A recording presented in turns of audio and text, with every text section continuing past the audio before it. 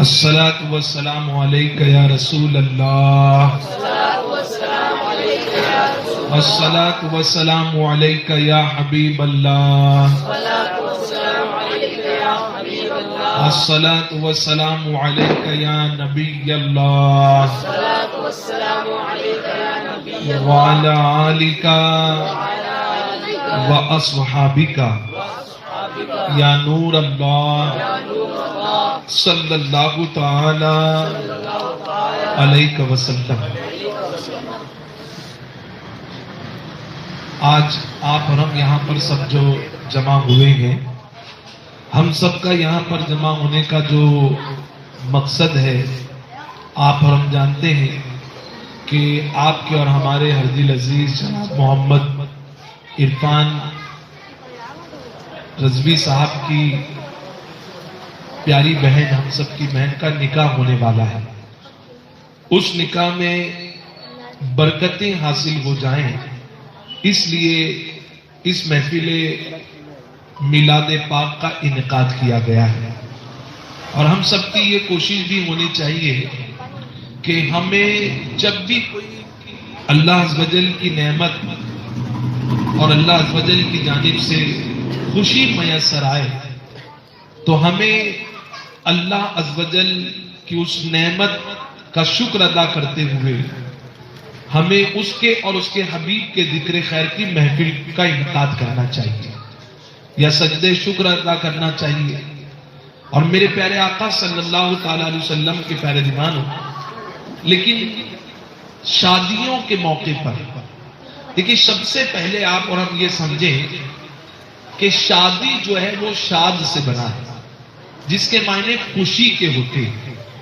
اور کس چیز کی خوشی ہو رہی ہے؟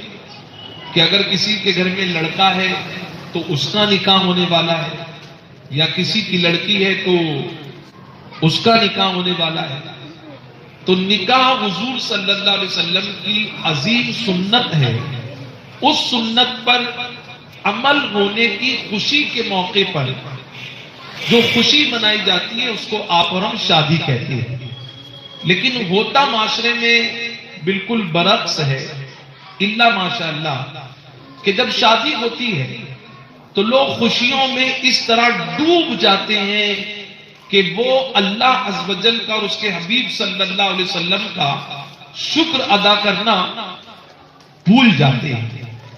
اور آپ دیکھیں کہ جب خوشی کی بات آتی ہے، ہم اپنے سارے دوست احباب کو یاد کرتے ہیں، کرنا بھی چاہیے، لیکن جب ایسی محفلوں کی بات آتی ہے، اور آج آپ کا ہمارا حال بھی یہی ہو چکا کہ ہم کو شادیوں میں اگر کھانے کی دعوت دی جائے تو ہم کارڈ کو دیکھ کر ہی نیت کر لیتے ہیں کہ جتنا بڑا کارڈ ہوگا ہم اتنا دل سے اس دعوت کو قبول کرتے ہیں۔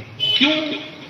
کیونکہ کارڈ کے وزن سے ہم اندازہ لگاتے ہیں کہ جہاں پر دعوت ہوگی وہاں پر کھانا بھی اس معیار کا ہوگا، ہے کہ نہیں بتائیے؟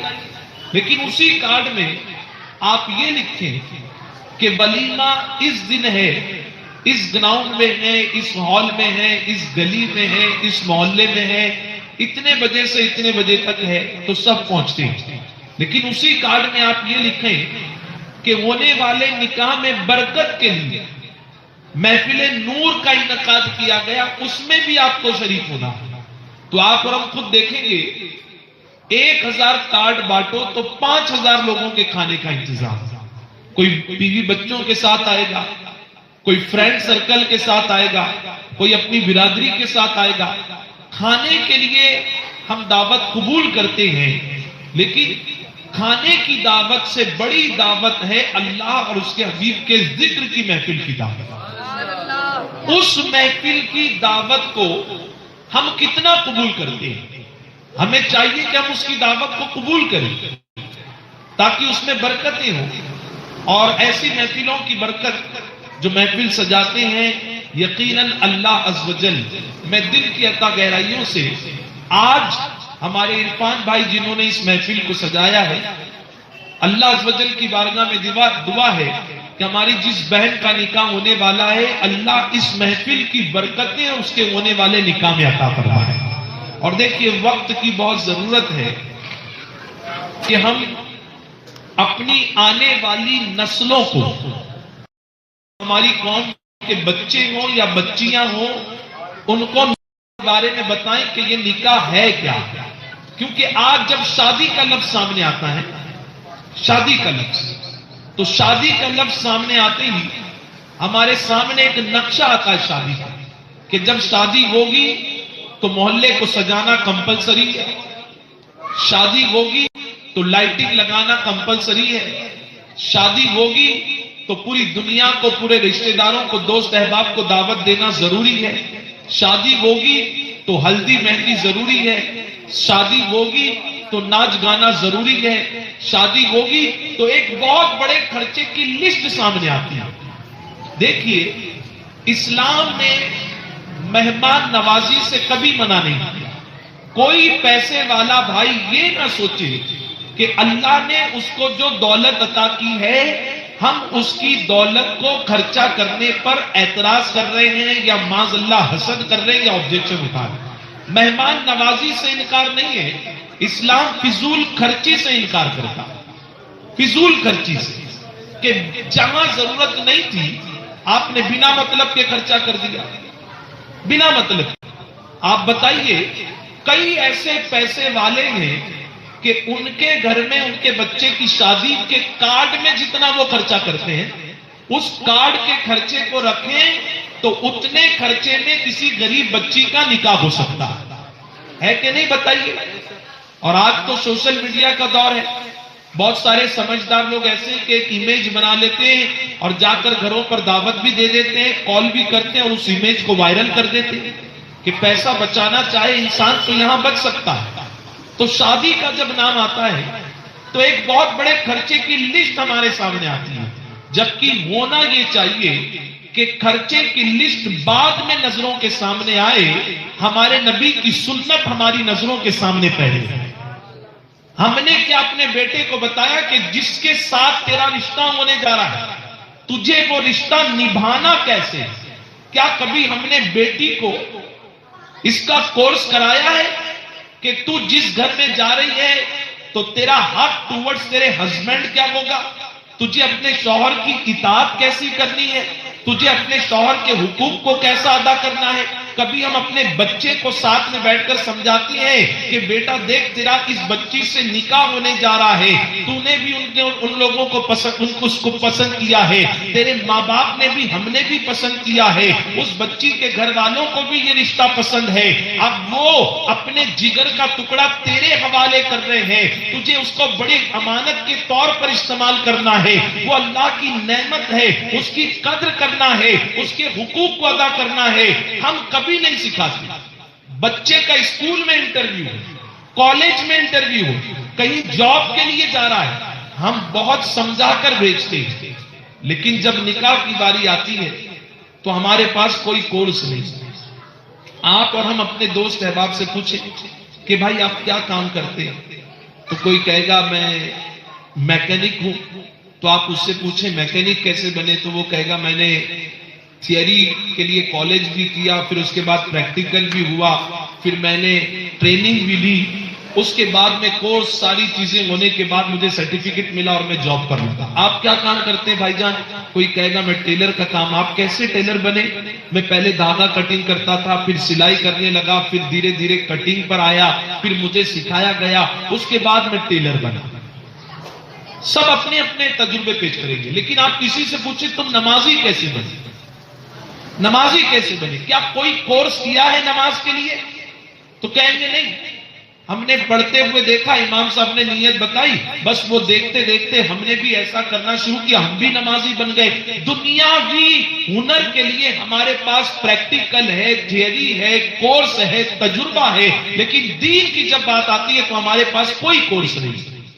باقاعدہ آج فتنوں کے دور میں جب شوہر کو پتا نہیں ہے کہ مجھے میری بیوی کا حق کیسے ادا کرنا چاہیے، اور پھر جب وہ اس کی بیوی کا حق ادا نہیں کرتا ہے تو رزلٹ کیا نکلتا ہے؟ رزلٹ بات آتی ہے لڑائی جھگڑے پر، بات آتی ہے نا اتفاقیوں پر، اور پھر معاذ اللہ ہماری بچیاں جب دیکھتی ہیں سب دروازے بند ہو گئے، میری کوئی نہیں سننے والا، تو پھر وہ ایسا اسٹیپ اٹھاتی ہے کہ پھر اس کے لیے سوائے آنسوؤں کے ہمارے پاس کوئی اور چارہ نہیں رہتا۔ اور اگر بیوی کو نہیں پتا ہے کہ شوہر کے حق کیا ہیں، تو پھر شوہر کے اندر بھی دیکھے تو آپ وہ بھی ٹوٹتا ہوا نظر آ رہا ہے۔ یہ سب کیوں ہو رہا ہے؟ اس کی وجہ بہت بڑی یہ ہے کہ ہم جب شادی آتی ہے تو ہم میاں بیوی کا رشتہ طے کرتے، سب کچھ دیکھتے ہیں۔ آج دیکھیے بڑا عجیب دور چلا ہے کہ اتنا بڑا رشتہ ہونے جا رہا ہے، ہم کو ہمارے پیارے آقا صلی اللہ علیہ وسلم نے اس عظیم سنت، اور اس کو ہماری قوم کے نوجوان بہت توجہ کے ساتھ سیریسلی لیں، کیونکہ آج سوشل میڈیا پر آپ دیکھ رہے کیا چیز وائرل ہو رہی ہے، اور اس سے شاید تم کو اور مجھ کو کوئی کچھ نہ کہے، لیکن لوگ جو انتظار کرتے ہیں کہ کوئی ایسی چیز ہم کو سوشل میڈیا پر مل جائے اور ہم مسلمانوں پر اعتراض اٹھائیں کہ دیکھو یہ مسلمان ہے جس نے عورتوں کو حق نہیں دیا۔ حالانکہ آپ اگر قرآن پاک کا مطالعہ کریں یا حضور صلی اللہ علیہ وسلم کے فرامین کا، تو آپ اور ہم سوچنے پر مجبور ہو جائیں گے کہ جتنا حق ایک عورت کو مذہب اسلام نے دیا ہے شاید وہ کوئی دے سکے۔ اسلام نے تو عورت کو حق دیا، جملے پر غور کرو مسلمانوں اور اپنے دل میں محفوظ کرو، اسلام نے عورت کو بہت حق دیے، سب سے زیادہ حق دیے، لیکن مسلمان عورت کو جیسا حق دینا چاہیے وہ نہیں دے رہا ہے۔ کیوں نہیں دے رہا ہے؟ اس نے دین کو، اسلام کو سیکھا ہی نہیں ہے، اور سیکھا اس لیے نہیں ہے کہ جہاں سکھانے کے لیے بلایا جاتا ہے مسلمان ہر دعوت کو قبول کرتا ہے، لیکن دین سیکھنے کی دعوت کو الا ماشاءاللہ قبول کرتے ہوئے نظر آتے ہیں۔ یہ کتنی عظیم سنت ہے۔ یہ مبارک مہینہ کون سا چل رہا ہے؟ ماہ رجب المرجب۔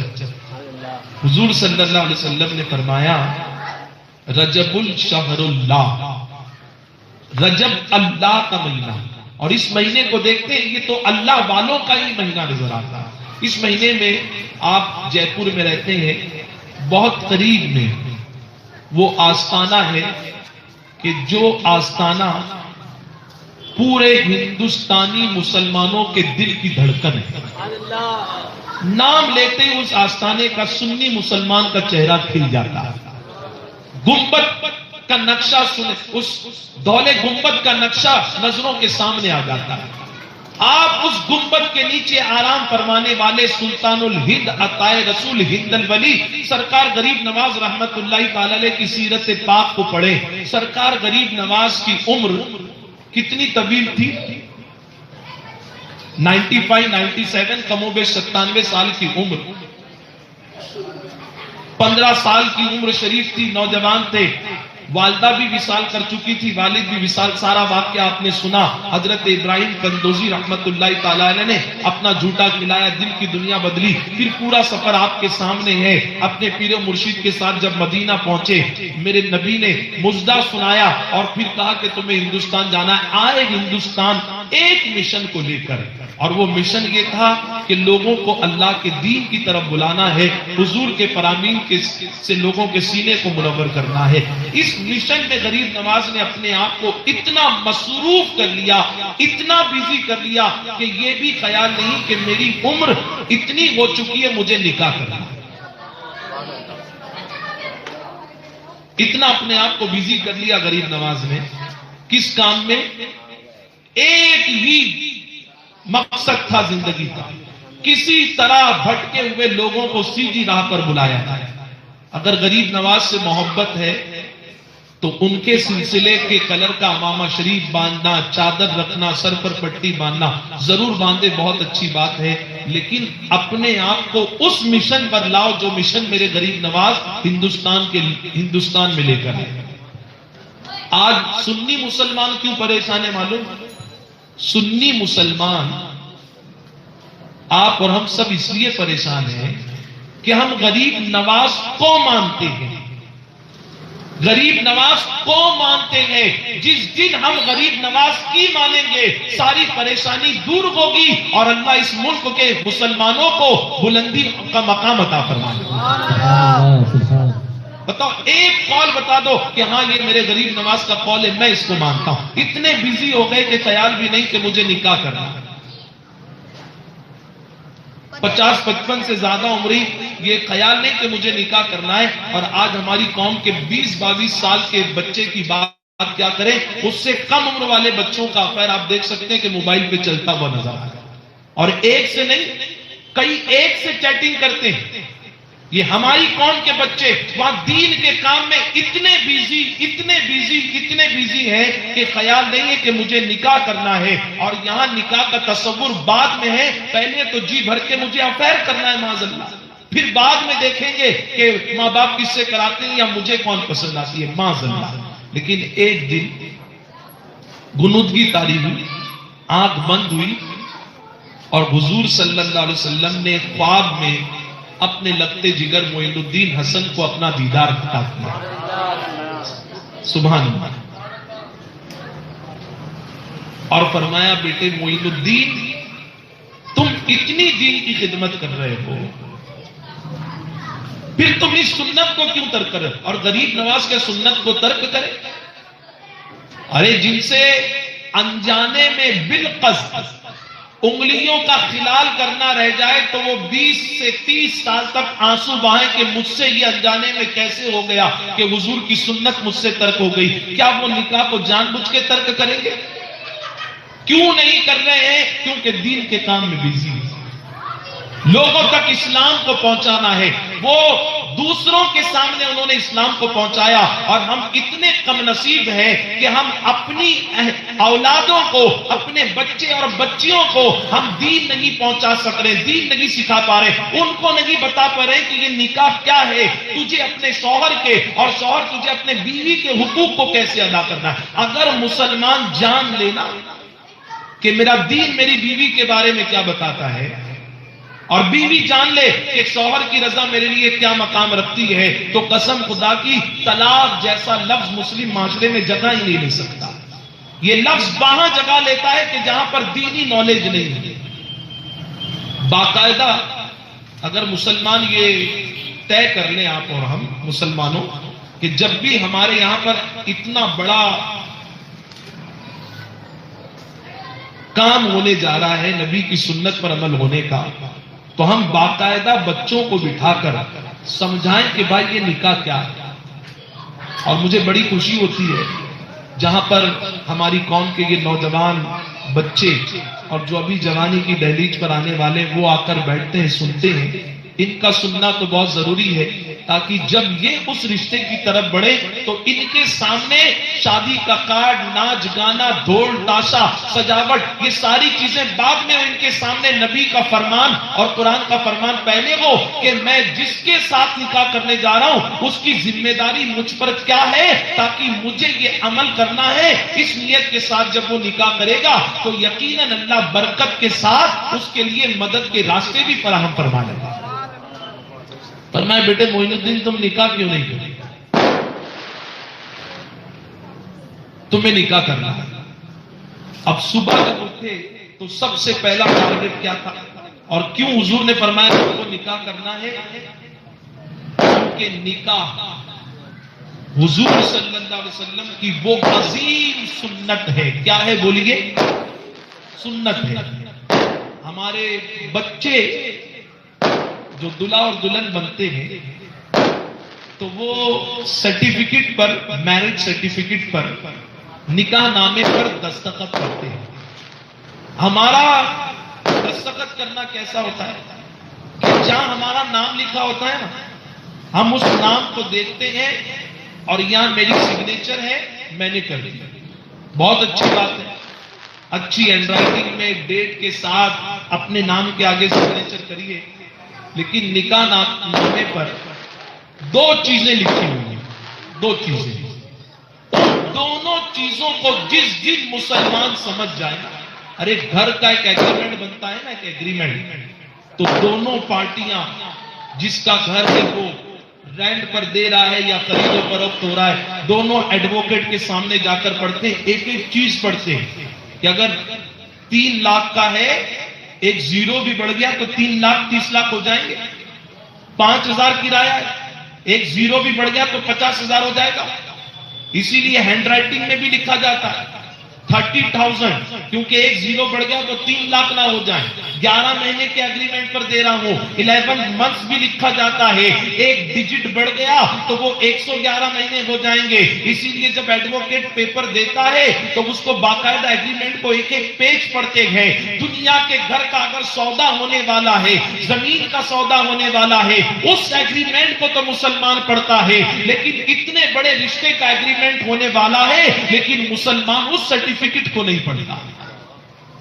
اس سرٹیفکیٹ کو پڑھو میری قوم کے بچوں، میری قوم کے نوجوانوں، پڑھو. اللہ کی وہ مقدس کتاب کی آیت سورہ نساء کی پہلی آیت لکھی ہوئی ہوتی ہے، یا ایھا الناس اتقوا ربکم الذی خلقکم من نفس واحدہ. اے لوگوں اللہ سے ڈرو. اس نیک رشتے سے پہلے اللہ نے تمہارے ضمیر کو جھنجھوڑ کر کہا تم کوئی معمولی کام پر نہیں، اس رشتے میں بننے جا رہے ہو جس کو لوگ نکاح کہتے ہیں. اس رشتے سے پہلے اللہ تم سے مطالبہ کر رہا ہے کہ مجھ سے ڈرو. بیوی بھی ڈرے کہ یہ میرا شوہر ہے کہ کوئی مجھ سے کوئی اس کی اطاعت میں خامی نہ ہو، غلطی نہ ہو جائے. اور شوہر بھی ڈرے اس کے ماں باپ کو چھوڑ کر، یہ بچی تنہا، یہ میری بیوی، اس نے اپنے سگے ماں باپ کو، پورے خاندان کو چھوڑ دیا. کس کے لیے؟ تنہا میرے لیے. میں اس کے حقوق میں کوئی کمی تو نہیں کر رہا. جس دن مسلمان اس کو سمجھ جائے، قسم خدا کی، اگر شوہر اپنی بیوی کے حقوق کو ایسا ادا کرے نا تو بیوی یہ کہنے پر مجبور ہو جائے کہ امی ابا نے تو بہت پیار دیا، لیکن جو پیار شوہر سے مل رہا ہے، میں دعا کرتی ہوں اللہ دنیا کی ہر عورت کو ایسا ہی شوہر عطا کرے. لیکن شوہر کے اندر یہ کوالٹیز کب آئے گی پتا ہے؟ شوہر کو چاہیے کہ وہ، اس کو کوئی ضرورت نہیں ہے ناول پڑھنے کی، اس کو کوئی ضرورت نہیں ہے کہ وہ سیریل دیکھے، فلم دیکھے. اس کے لیے تو اس کی پوری زندگی کے رول آف ماڈل اگر کوئی ہے تو وہی ہے جن کی تعریف اللہ نے قرآن میں یوں بیان فرمائی اور کہا لقد کان لکم فی رسول اللہ اسوۃ حسنہ، کہ تحقیق میرے محبوب کی زندگی تمہارے لیے سب سے بہترین رول آف ماڈل ہے. اگر تم ان کو اپنا آئیڈیل بنا لو گے تو دنیا کے سب سے اچھے انسان کے ساتھ اللہ تم کو دنیا کا سب سے اچھا شوہر بننے کا شرف عطا فرمائے گا. کون سمجھائے گا یہ بچوں کو کہ بیٹا دیکھو حضور کی سیرت کو پڑھو کہ ہمارے نبی اپنی پاک بیویوں کے ساتھ کیسے ہیں. تم بھی ذرا ویسے پڑھو. اور قربان جائیں اس فتنوں کے دور پر اللہ نے ہم سنیوں کو لیے سہارا بنا کر ایک ایسے رہبر، ایسے قائد کو بھیجا جس کو دنیا عطائے حضور مفتی اعظم ہند کہتی ہے، امیر سنی دعوت اسلامی. ایسی ایسی کتابیں لوگ ہر جگہ تقریر کے لیے نہیں پہنچ پاتے. تحفہ نکاح، ہر جگہ نکاح میں جہاں جاؤ لوگ نیوتا لکھاتے ہیں، گفٹ دیتے ہیں. اب کس نے منع کیا ہے؟ تحفہ لینا دینا سنت ہے، لیکن ایک ایسا تحفہ دلہن والے ہو تو دلہے کو دے دو اور دلہے والے ہو تو دلہن کو دے دو. ایسا تحفہ کہ ان کی زندگی کے لیے وہ سب سے بہترین تحفہ بن جائے کہ پتہ تو چلے کہ یہ نکاح ہے کیا، یہ حقوق ہے کیا. پھر اس کے بعد ہمارے امیر نے ایک اور کتاب نکالی کہ حضور صلی اللہ علیہ وسلم کی ازدواجی شادی شدہ زندگی اور آج کے مسلمانوں کے لیے نصیحت. ہمارے امیر کو ایسا لگتا ہے اللہ عز و جل کا خاص کرم ہے کہ جو جو دنیا میں حالات ہوتے ہیں ان حالات سے پہلے آگاہ کر دیا جاتا ہے، اور پھر امت کی اصلاح اور رہنمائی کے لیے جو چیزوں کی ضرورت ہوتی ہے تقریر کے ساتھ ساتھ الحمدللہ میرے امیر تحریر کی شکل میں، کتابوں کی شکل میں وہ نایاب تحفہ امت کے سامنے پہلے پیش کر دیتی ہے. ضرورت اس بات کی ہے کہ ہم گھر گھر پہنچے. اور میں اپنے تمام عزیز مبلغین بھائیوں سے کہنا چاہوں گا مشقت اٹھانا پڑے اٹھاؤ. آج فتنوں کے دور میں جب بچیاں جان دینے پر مجبور ہو رہی ہیں، پہنچو ہر گلی میں کہ ہم زمین پر بیٹھ کر، ہمیں اسٹیج کی کوئی ضرورت نہیں، نبی کی میلاد منائیں گے. اس میلاد کے موقع پر ہم نبی کی عظیم سیرت اور سنت کو پیش کر کر ہمارے بچوں کو آگاہ کریں گے کہ تمہیں میاں بیوی کی زندگی کس طریقے سے گزارنی ہے. یہ آج محفل ہماری بہن کے نکاح ہونے والے نکاح کے موقع پر اس لیے سجائی گئی ہے کہ ہر مسلمان آگاہ ہو جائے ایک کلپ وائرل ہو رہی ہے، میں اس کا ذکر کرنا نہیں چاہتا کیونکہ جب اس کلپ کا نام لیتے ہیں تو وہ بچی کا چہرہ آنکھوں کے سامنے آتا ہے اور پھر اس کو سننے کے بعد کلیجہ کانپ جاتا ہے کہ مسلمان عورت کو اتنا مجبور کر رہا ہے، اور مسلمان تو کون ہے پتا ہے؟ میں آپ کو ایک بات بتا رہا ہوں کہ جس دن ہم سچے مسلمان بن گئے، وہ قوم کے مفکر جن کے سینے میں امت کا درد تھا، بڑے درد کے ساتھ انہوں نے پکارا تھا کہ یوں تو تم سید بھی ہو، مرزا بھی، خان بھی، افغان بھی، تم سب کچھ ہو، یہ تو بتاؤ کیا تم ہو مسلمان بھی؟ مسلمان اور عورت کی عزت نہ کرے؟ ارے برقع پہنی ہوئی بچی ہماری اپنی قوم کی ہو یا کسی دوسرے مذہب کی، ہم عورت کی عزت کا معاملہ آتا ہے تو ہم مذہب نہیں دیکھتے، ہم ایک ہی فکر لیتے ہیں، یہ عورت ہے تو ہمیں اس کی عزت کرنا ہے اور اس کی عزت کی حفاظت کرنا ہے۔ یہی درد ہمیں اللہ کے حبیب صلی اللہ علیہ وسلم نے، ان کی اہل بیت نے اور ان کے صحابہ نے عطا کیا۔ آپ بھول گئے اس واقعے کو، ایک جنگ کے موقع پر کچھ قیدیوں کو لایا گیا تو اس میں جناب حاتم طائی کی پیاری بیٹی بھی تھی۔ حضور صلی اللہ علیہ وسلم نے دیکھا ایک بچی ہے، سر کھلا ہوا ہے، سر کے بال نظر آ رہے ہیں۔ ہمارے پیارے آقا صلی اللہ علیہ وسلم نے اپنی مبارک چادر، حضور کی چادر کیا ہے؟ ہم تو چادر کہہ رہے ہیں لیکن اللہ عز و جل تو اس چادر کی شان بیان فرمائے، یا ایھا المزمل، اے نورانی چادر والے۔ اور حضور کی چادر کوئی معمولی چادر، میرے امیر عطا حضور مفتی اعظم ہند کہتے ہیں یا رسول اللہ، آپ کی چادر کے لیے آپ کا یہ غلام، دنیا جس کو مولانا شاکر کہتی ہے، آپ کا یہ شاکر آپ کی چادر کے لیے اتنا بے قرار ہے، کہتے ہیں چھپاؤ جب کے دامن میں غلاموں کو سرے محشر ملے مجھ کو بھی چادر کا کنارہ یا رسول اللہ۔ اس چادر کا کنارہ جس کو قیامت کے دن مل جائے گا، ہمارا ایمان ہے نبی کی پاک چادر کے صدقے اللہ اس چادر کے تھامنے والے کو جنت کا دولہا بنا دے گا۔ حضور نے صحابہ کو بلایا اور کہا یہ چادر لو اس بچی کے سر پر ڈالو۔ عرض کیا کہ حضور وہ اپنی قوم کی بچی نہیں ہے۔ اللہ کے حبیب صلی اللہ علیہ وسلم نے مسکرا کر فرمایا بچی بچی ہوتی ہے پھر وہ کسی مذہب کی بچی۔ حضور دوسرے مذہب کی بیٹی کا سر کھلا ہوا ہو، حضور اس کو پسند نہیں کرتے۔ آج ہماری بیٹی اگر کھلے سر سے باہر جائے گی تو کیا ہمارے نبی کو پسند ہوگا؟ ہم سارے وہ کام کر رہے ہیں جو نبی کو ناپسند ہے، اور بڑی معذرت کے ساتھ کہنا پڑتا ہے آج شادیوں کے اندر برکت اسی لیے نہیں ہے، رشتے کے حقوق اس لیے نہیں ادا کیے جا رہے ہیں، حقوقوں کو پامال اس لیے کیا جا رہا ہے کہ شادیوں کے موقع پر ہم اپنی بچیوں کو کھلے سر بھیجتے ہیں۔ جب نبی کی ناراضگی والا کام ہوگا تو بتائیے کہاں سے برکت ہوگی؟ شادی میں جائیں تو جس کرسی پر ہم بیٹھنے والے اس کرسی کے اوپر تو وائٹ کپڑا ہے، گملے کے اوپر، ٹیبلوں کے اوپر کپڑا ہے، پردہ ہے، لیکن جس کو پردے میں رہنا چاہیے وہی آج بے پردہ ہے۔ جب بے پردگی ہوگی پھر کہتے ہیں کہ برکت نہیں۔ برکت تو اللہ نے بھیجی تھی، لیکن وہ برکت لے کر آنے والے فرشتے کیوں لوٹ گئے؟ ان کو واپس لوٹانے کا انتظام تو ہم نے کیا ہے۔ ہم لوگوں کو جب بہت قریبی لوگ کہتے ہیں حضرت شادی ہے آنا، تو ہم کہتے ہیں ضرور آئیں گے بھائی انشاءاللہ، لیکن ایک گزارش ہے کہ ختم کتنے بجے ہوگا پروگرام؟ تو کہتے ہیں آپ پروگرام میں جا کر آئیں گے نا۔ دیکھیں اجتماع میں تو جائیں گے، اور اللہ کا شکر ہے کہ جب کھانے کی دعوت ہوتی ہے اور اجتماع کی دعوت ہوتی ہے تو دنیا سوچتی یہاں تو بیان ہوتا ہے، لیکن دیکھیں دونوں میں کھانا ہے، ایک میں پیٹ کی بھوک مٹتی ہے اور دوسری جگہ جہاں ذکر ہوتا ہے وہاں روح کی بھوک مٹتی ہے۔ یہ تو اپنی اپنی سوچ ہے۔ تو ترجیح جو ہے وہ پھر پرائرٹی دین کی محفل کو دیتی ہے، دین کی محفل کو۔ تو کہتے ہیں حضرت آپ اجتماع میں جا کر آئیں گے؟ ہاں بھائی اجتماع میں جا کر آئیں گے، لیکن ایک اور ریزن یہ ہے کہ لاسٹ میں آتے ہیں نا تو سب لوگ جا چکے ہوتے ہیں، اور پھر کہیں پردہ نہیں ہوتا ہے تو سب ولی تھوڑی ہو۔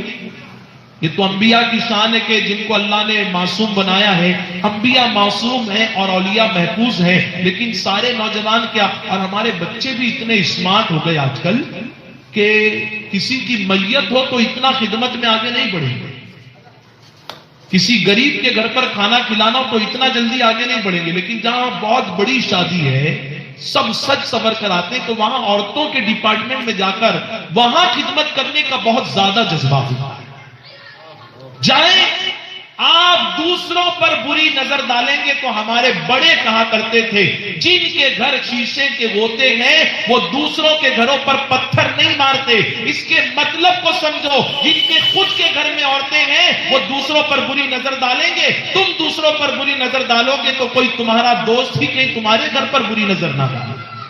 یہ تو دنیا ہے، گیو اینڈ ٹیک، جیسا کرو گے ویسا بھرو گے. بات بہت پھیل نہ جائے تو عرض یہ کر رہا تھا کہ نکاح جو ہے وہ ہمارے پیارے آقا صلی اللہ تعالی علیہ وسلم کی پیاری سنت ہے. کیا ہے بولیے؟ اور کیسی سنت ہے؟ کیسی سنت جو اس کو جان بوجھ کر چھوڑ دے. کیسا چھوڑ دے؟ اچھا لوگ 29 سال کے ہو گئے، 30 سال کے ہو گئے، شادی نہیں کرتے. بچیوں کی عمر بھی تیز رفتار سواری کی طرح دوڑتی جا رہی ہے. کچھ لوگ کہتے ہیں حضرت 25 سال کی ہو گئی بچی، دیکھیے کوئی رشتہ ہے. تو ہم نے کہا اب تک کوئی ملا نہیں. کہا ملا ہے لیکن معاملات ایسے ہو جاتے ہیں کہ ہم نکاح کرنے لگے. نکاح کو اتنا کرٹیکل، اتنا ٹف، اتنا مشکل ہم نے ہی بنایا. کیسے بنایا؟ میں نے کہا نا، جب کہتے ہیں شادی تو شادی میں پھر یہ نہیں ہوتا کہ جو مہر وہ ایسا کہ نہ بہت زیادہ ہو نہ بہت کم ہو. شریعت کے حساب سے، حالات کے حساب سے رشتہ داروں کے اندر جو پھر مشورہ ہو، عالم دین کے ساتھ بیٹھ کر مشورہ ہو، پھر اس کے ساتھ بیٹھ کر جو مہر ہے اور پھر جو نکاح ہونے والا ہے اس کا دن ہے یہ طے کر لے.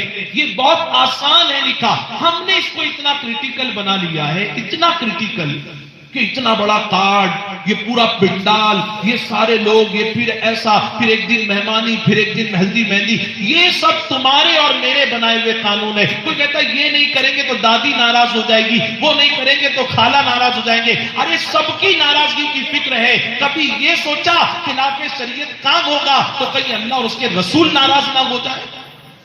اور شاید اللہ نہ کرے میرے یہ جملے غلط ہو، کہیں ایسا نہ ہو کہ اللہ اور اس کے رسول ناراض ہیں جو یہ بے برکتی کا بازار مسلمانوں کی آبادیوں میں پھیلا ہوا ہے.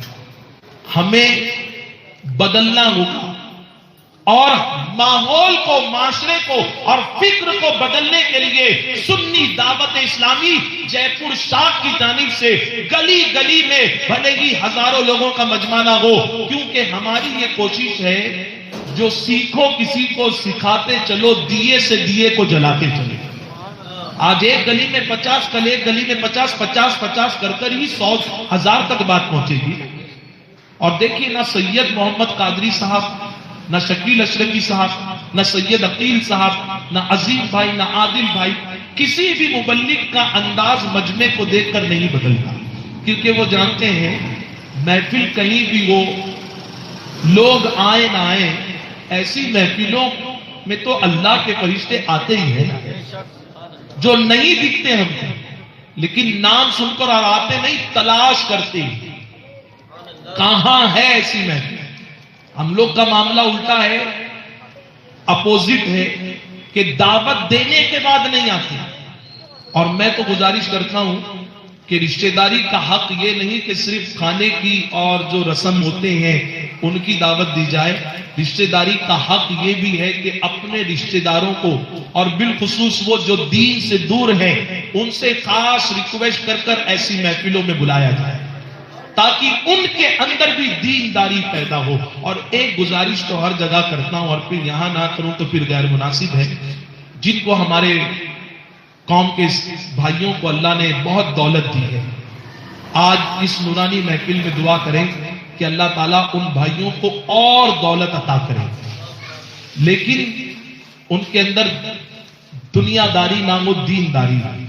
بہت خرچہ کر رہے ہیں، ٹھیک ہے، اللہ کی نعمت کا شکر ادا کرنا چاہیے، سب کو دعوت دیں، غریبوں کو بھی بلائیں، تاکہ ولیمہ ہو یا پھر دوسری نیاز ہو اس کا حق ادا ہو جائے. لیکن جو شادی کا کارڈ ہوتا ہے نا یا انویٹیشن کارڈ، پھر وہ شادی کے لیے ہو، ولیموں کے لیے ہو یا پھر کوئی اور فنکشن کے لیے، ایک چھوٹا سی اسپیشل بریکٹ جو اٹریکٹیو ہو، اس بریکٹ میں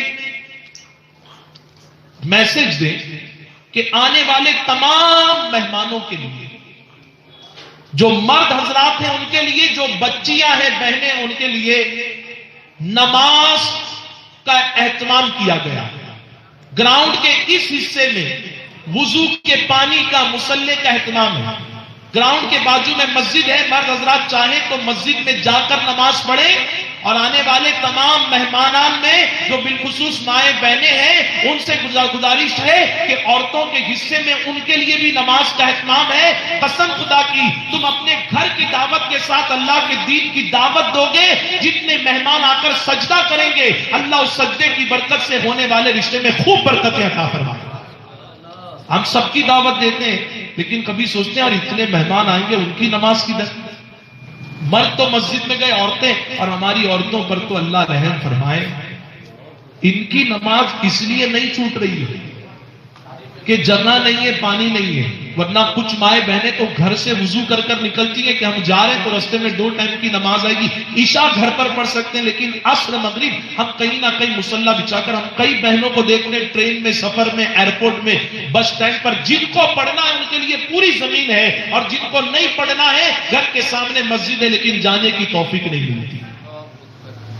لیکن کچھ بہنوں کی نماز صرف اس لیے چھوٹ رہی ہے کہ یہ جو شیطان کا اور حسن کا اور فیشن کا جال جو نفس نے ہمیں جال پھنسا کر بھی پھنسایا نا، میک اپ، کہ وضو کر لیں گے تو پھر میک اپ برباد ہو جائے گا. آج مسلمانوں کے لیے نماز اتنی سستی ہو گئی ہے معاذ اللہ کہ میک اپ کے لیے نماز چھوڑنا، اور جب نماز ہی نہیں ہوگی تو بتائیے وہاں برکتوں کا ماحول کہاں سے بنے گا؟ کیونکہ ہم نے اتنا کریٹیکل، پھر کہوں گا ٹف کر لیا ہے شادیوں کو کہ ہمارے یہاں پر نمازوں کا کوئی تصور نہیں. کربلا کے میدان کو دیکھیں تو وہاں نماز نہیں چھوٹتی، اہل بیت کے ہر فرد کو دیکھیں وہاں نماز نہیں چھوٹتی ہے. ارے جس ہندوستان کے راجا کے ہم ماننے والے چشتی غلام ہیں ان کو دیکھیں تو انہوں نے بھی غوث پاک کے طریقے پر عمل کرتے ہوئے الحمدللہ 40 سال تک عشاء کے وضو سے فجر کی نماز کو ادا فرمایا. اور ہمارے یہاں چھٹی چھوڑنا ہے. فجر کا حال دیکھ لو، کل جب لاک ڈاؤن میں مسجد بند تھی تو لوگ امام صاحب کو کال کرتے، ایک جمعہ جاؤں تھا، صدر صاحب سے اچھے رشتے، حضرت ایک جمعہ آنے دو نا، میں وہ دروازے سے آتا ہوں، وہ دروازہ پیچھے کا ہے، آؤں گا یوں ہی چلے جاؤں گا. اب جب دروازے کھل گئے ہیں نا تو ہماری آنکھ کے دروازے نہیں کھل گئے.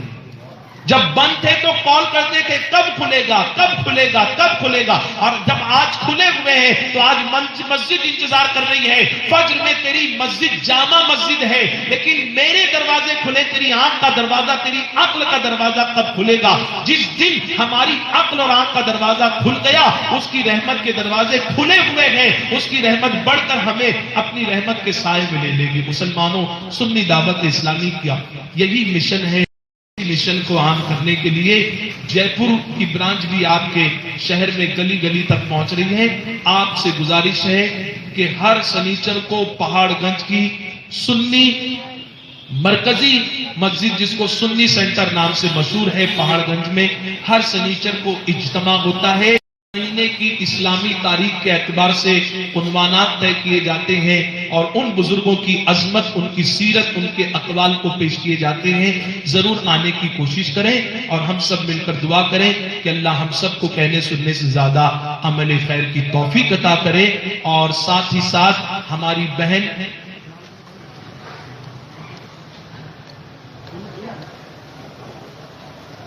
ماشاءاللہ، میں تو سوچ رہا تھا ایک بچی کا نکاح ہے لیکن یہاں تو ماشاءاللہ 2 بچیوں کا نکاح ہے.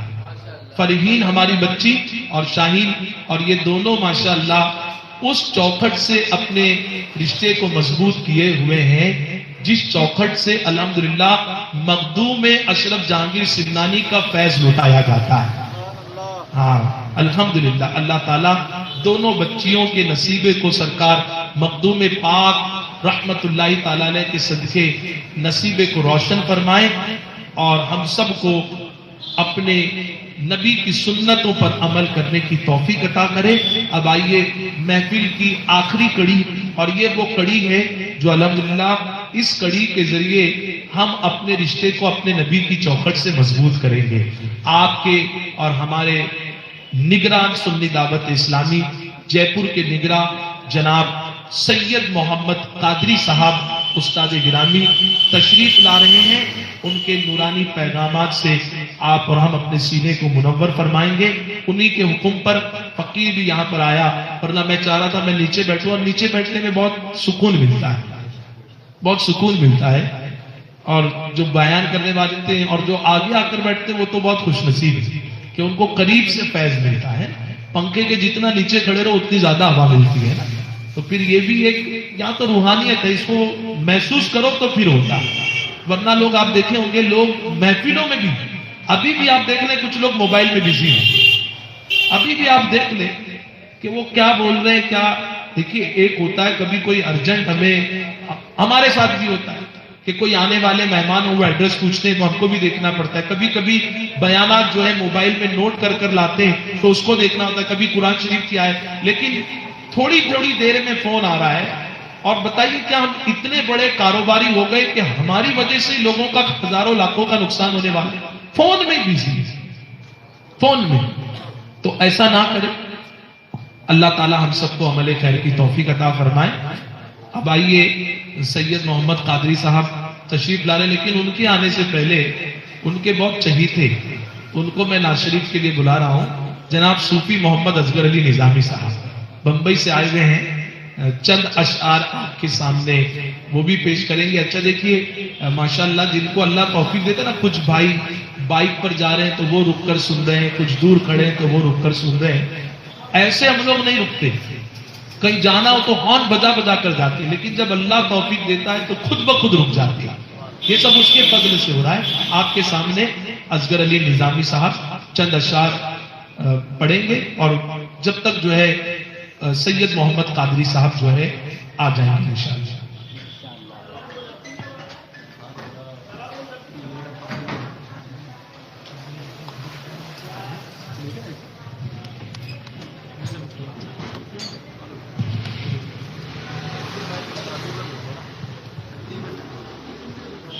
حاضرین اجتماع، السلام علیکم ورحمۃ اللہ تعالی وبرکاتہ۔ اس طرح سے میں پڑھاؤ میرے ساتھ باواز بلند ہو کے پڑھے، الصلاۃ والسلام علیک یا نعرہ تکبیر، نعرہ رسالت۔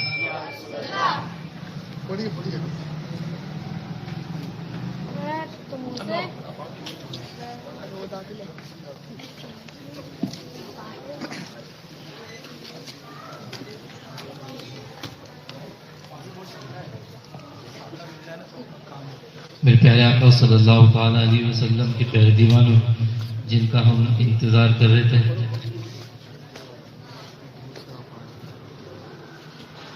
چلیے تصور مدینے کی سیر کرتے ہیں، نہ کا ذکر نہ پینے کی بات کرتے ہیں، اور ہم عاشق رسول ہے مدینے کی بات کرتے ہیں۔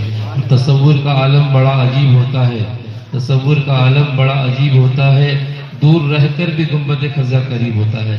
اور تصور مدینے جانے والا شخص، جیسے ہم جا رہے ہیں نا، تصور مدینے جانے والا شخص بڑا خوش نصیب ہوتا ہے۔ طیبہ سے ہوائیں آتی ہے اس دل کو سکون مل جاتا ہے، طیبہ سے ہوائیں آتی ہے اس دل کو سکون مل جاتا ہے۔ اس پار کا جب یہ عالم ہے تو اس پار کا عالم کیا ہوگا؟ سب مل کے چلے گے انشاءاللہ۔ صلی اللہ علیہ یا رسول اللہ وسلم علیک یا حبیب اللہ، تیرے قدموں میں جو ہے غیر کا منہ کیا دیکھے،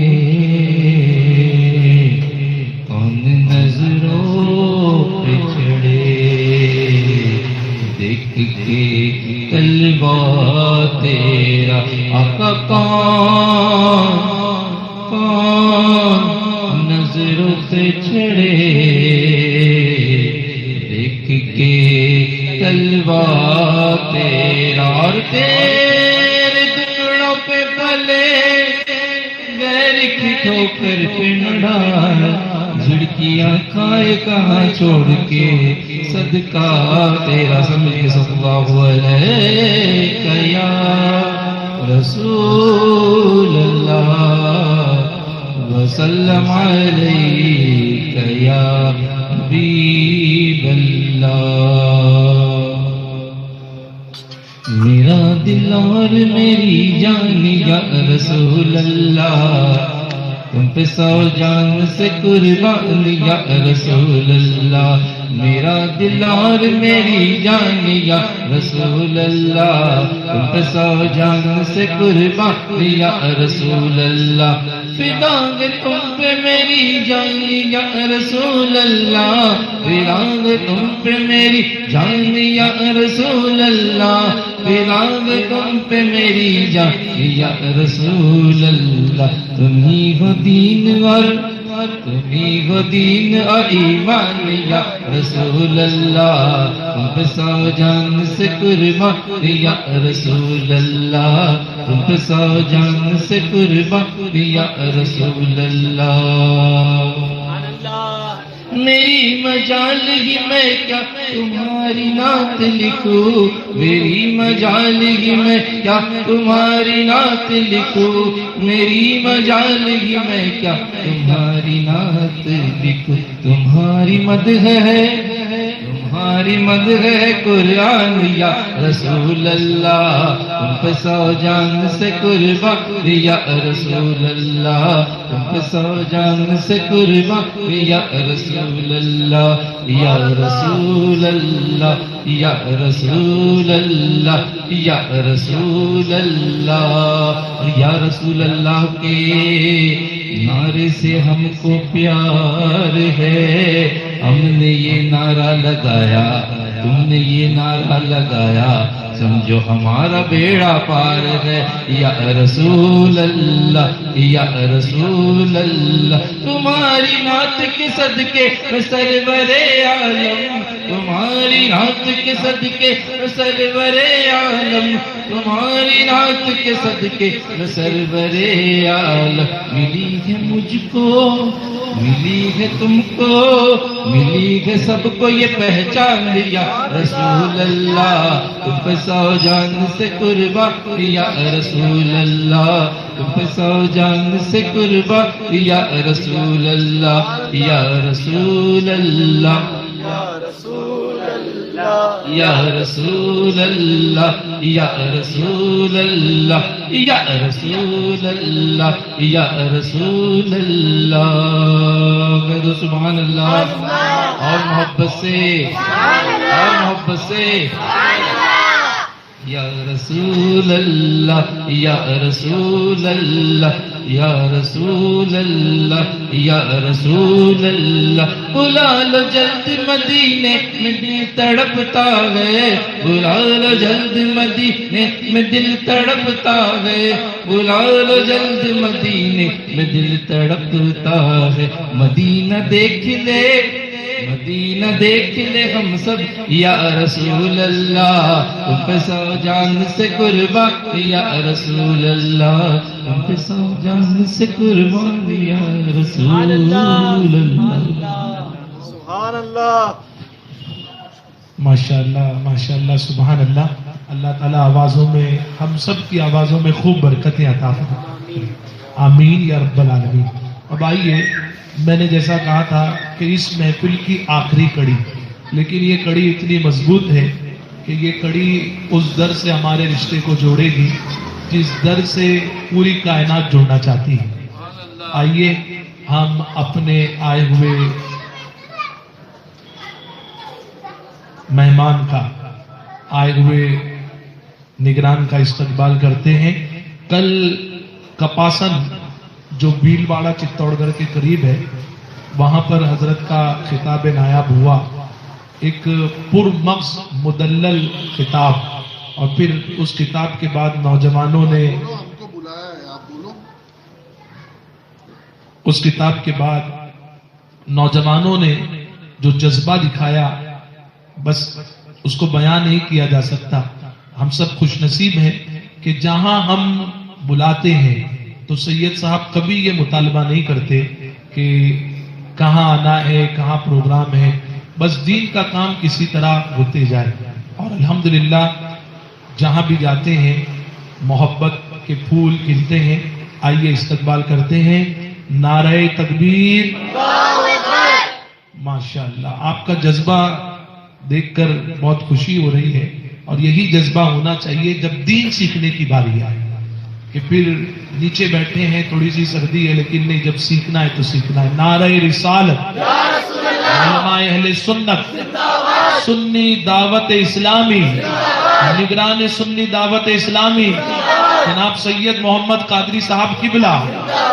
اچھا ایک اور نعرہ لگا رہا ہوں جو ظاہری طور پر نہیں ہے لیکن روحانی طور پر یوٹیوب پر سن رہے ہیں. نعرہ تکبیر، جناب محمد شکیل اشرفی صاحب قبلہ. نعرہ رسالت.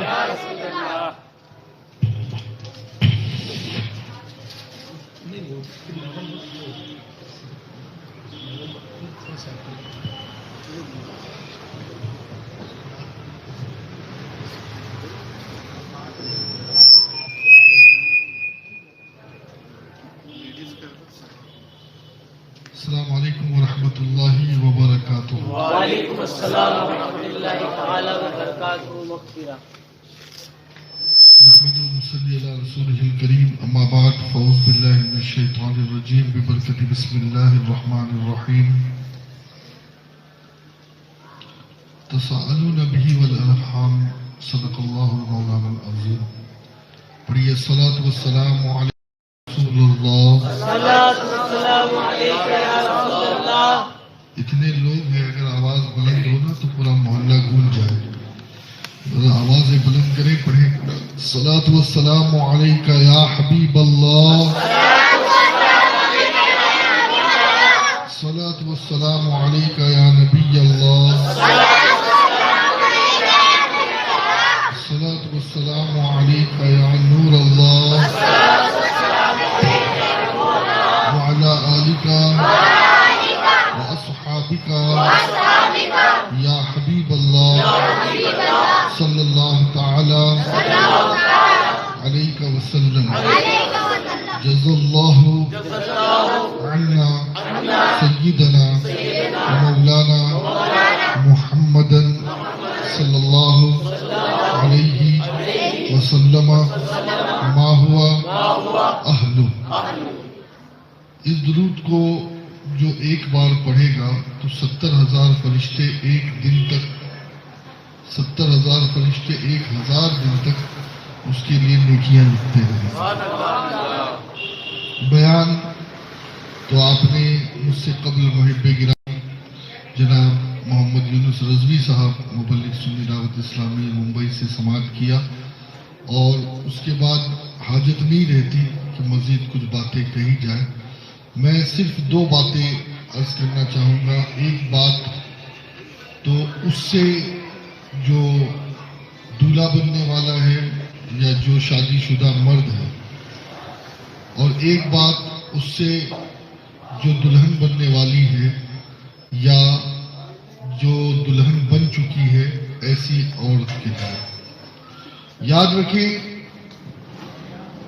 قرآن پاک میں مرد اور عورت کے حقوق ایک جیسے ہیں. جب مرد نکاح کرتا ہے تو نام، نفقہ، سکنا، یہ 3 ذمہ داری وہ قبول کرتا ہے، جس کو ہم اپنی زبان میں کہتے ہیں روٹی کپڑا مکان.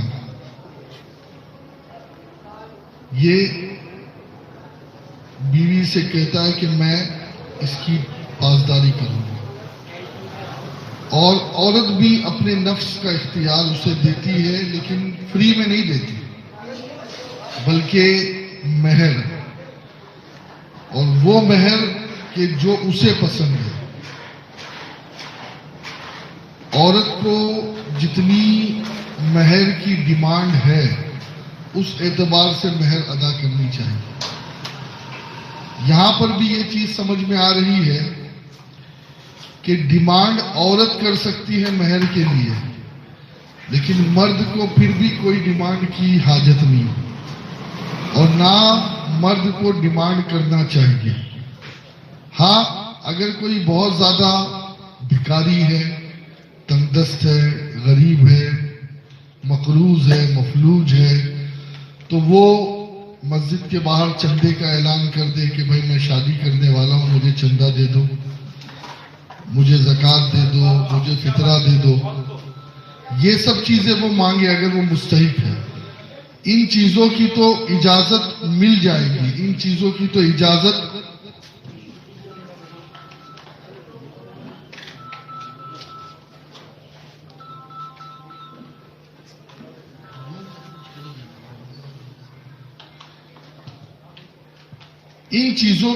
اسے اجازت ہے اگر وہ اس درجے پر پہنچ گیا ہے، لیکن جہیز مانگنے کی اجازت تب بھی نہیں۔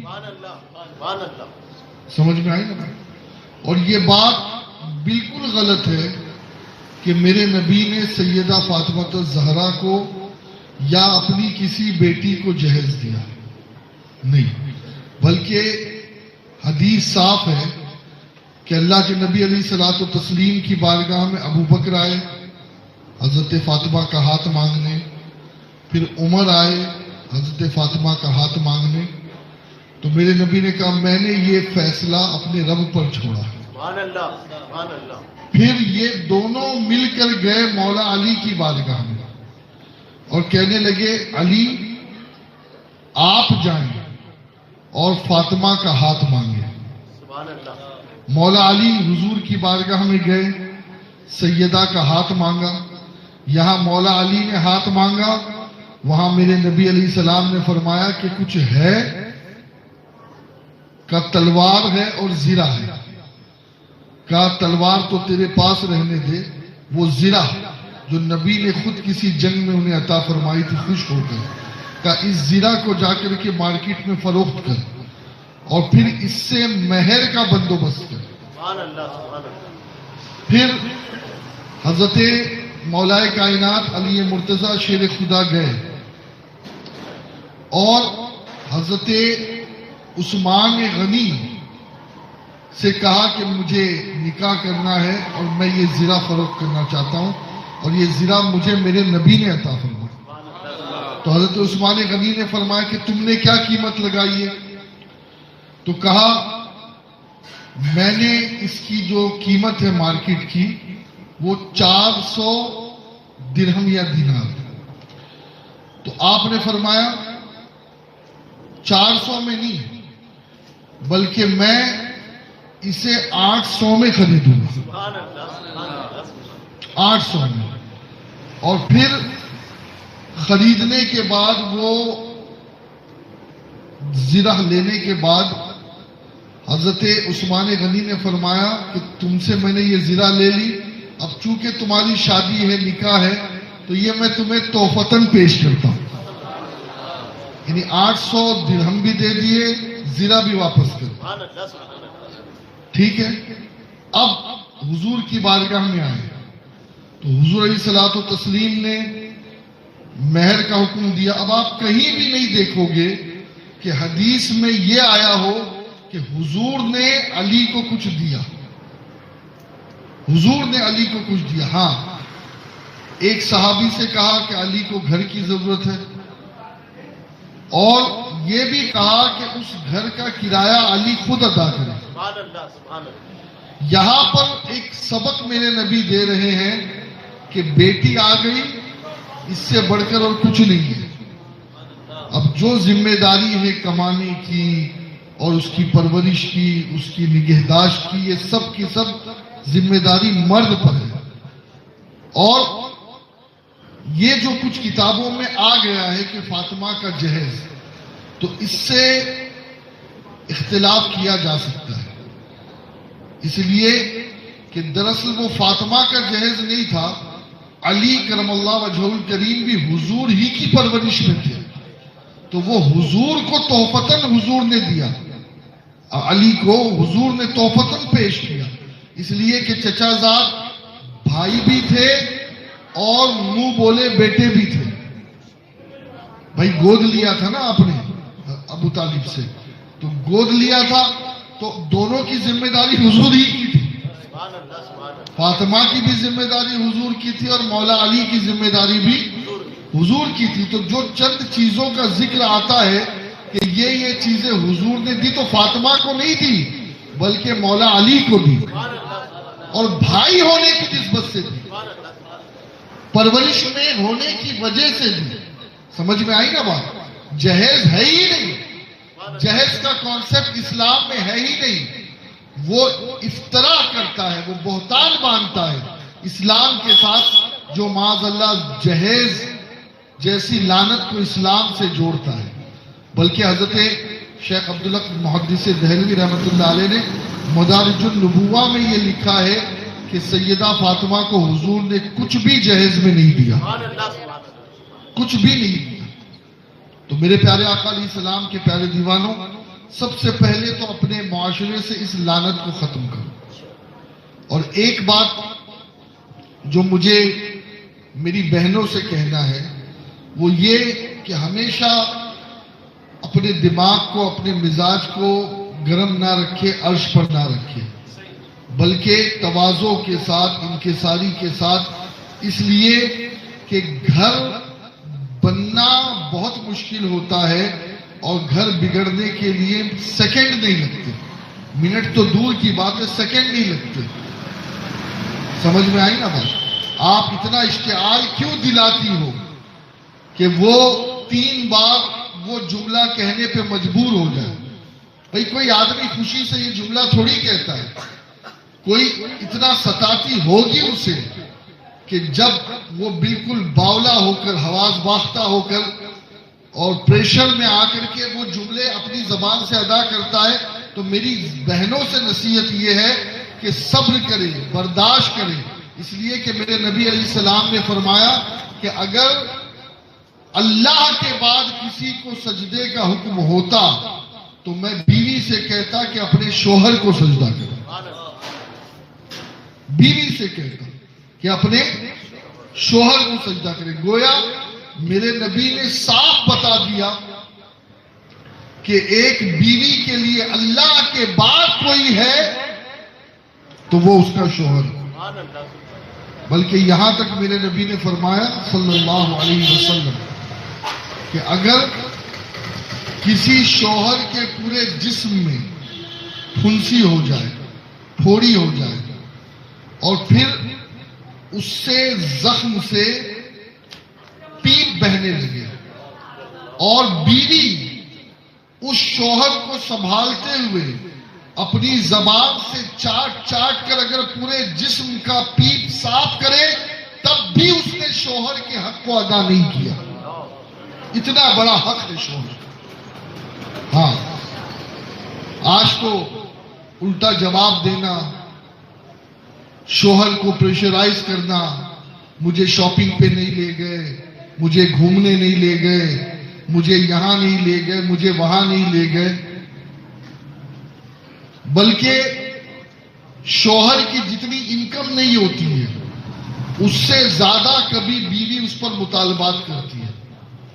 مجھے یہ چاہیے، مجھے وہ چاہیے، وہ فلاں کی پڑوسی کے پاس یہ ہے، فلاں پڑوسن کے پاس وہ ہے، وہ فلاں کے میاں نے تو اس کو جو ہے وہ 10 تولہ سونا دیا، تم نے تو مجھے بس 2 تولے یا 1 تولے سونے پر ہی اکتفا کر دیا. معاذ اللہ، اس قسم کی فرمائشیں بھی نہیں کرنی چاہیے.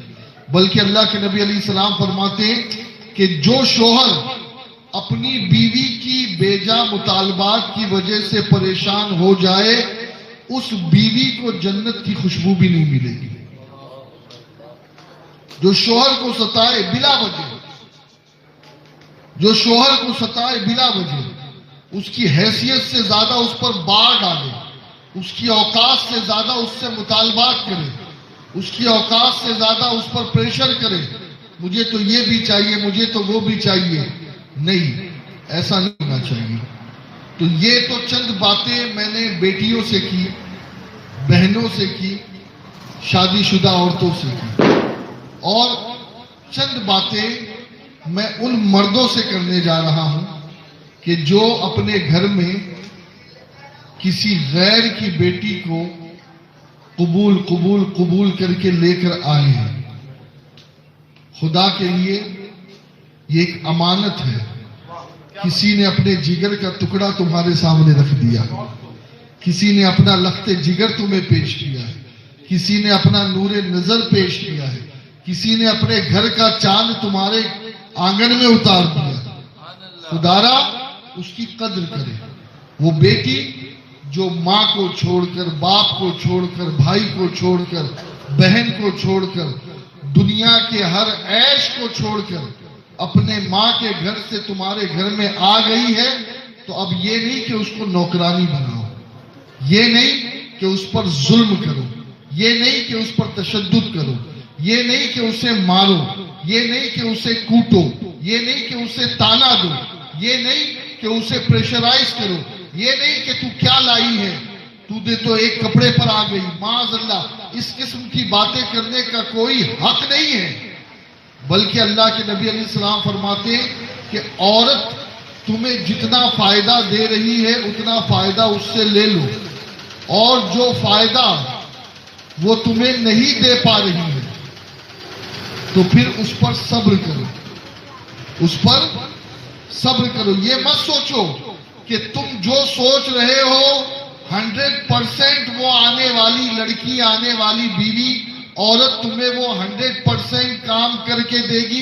ایسا کبھی پاسبل ہے ہی نہیں. بلکہ حضور نے فرمایا کہ عورت جو ہے نا وہ ٹیڑھی پسلی سے بنی ہے. کبھی نہ کبھی کہیں نہ کہیں سے وہ جوش میں آ ہی جاتی ہے، کچھ نہ کچھ کہہ ہی دیتی ہے.